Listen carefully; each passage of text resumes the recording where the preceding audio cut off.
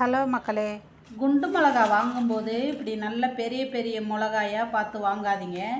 இப்படி நல்லா சின்ன மிளகாயை பார்த்து வாங்குங்க. ஏன்னா நம்மளுக்கு தாளிக்கிறதுக்கு அப்போ தான் தள்ளி கொடுக்கும். வீட்லேயும் பெரிய பெரிய மிளகாயில் அவ்வளோ காரமும் இருக்காது. உங்களுக்கு அது ஃபஸ்ட் குவாலிட்டின்னு சொல்லுவாங்க.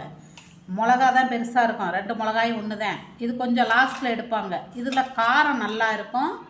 உங்களுக்கு மிளகா பவுடரில் போட்டு அரைச்சிங்கனாலும் பவுட்ரு ஜாஸ்தியாக வரும்.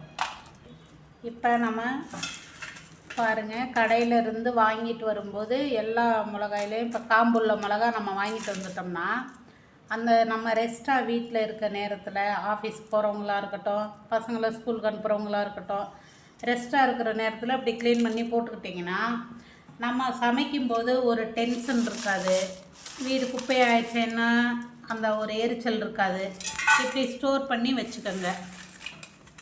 நீங்களும் க்ளீன் பண்ணி வச்சு பாருங்கள் மக்களே. பாய்.